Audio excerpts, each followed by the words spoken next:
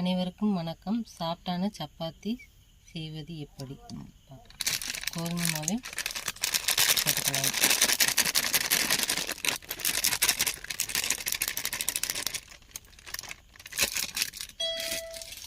பிறகு சால்ட்டு சேர்த்துக்கலாம்.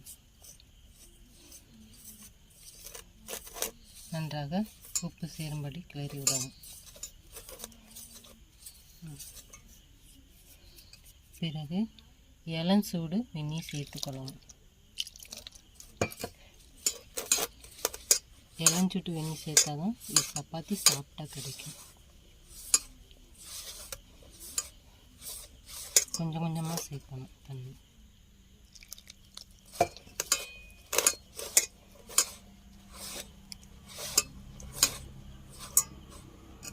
சப்பாத்திக்கு மாவு நன்றாக பிசைஞ்சாச்சு.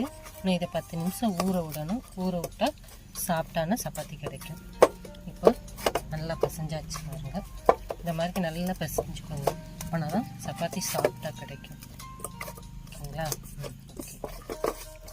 இப்போ இதை மூடி வச்சிடலாம்.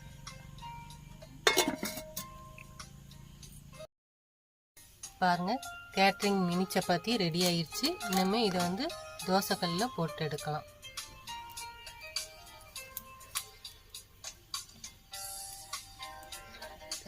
எண்ணெய் சேர்க்கக்கூடாது. எண்ணெய் சேர்க்காமல் சப்பாத்தி போட்டால் தான் உடம்புக்கு நல்லது. சுகர் பேஷண்ட்டுக்கெல்லாம் இப்படி தான் சாப்பிடணும். எண்ணெய் சேர்க்கக்கூடாது. சேர்க்காமல் சாப்பிடணும்.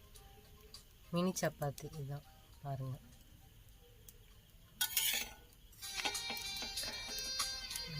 நல்லா 2 பக்கமும் மாற்றி மாற்றி திருப்பி போடணும். நல்லா சாஃப்டான சப்பாத்தி. இங்கே வருங்க எப்படி எப்படின்னு பாருங்கள். எப்படி மெதுவாக பொசுன்னு வந்துருச்சு பாருங்கள் சப்பாத்தி. வாங்க சாப்பிடலாம்.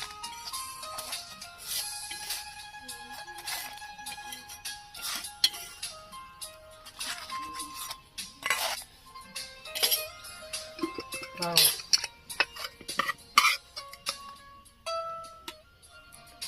Catering mini chapati ready.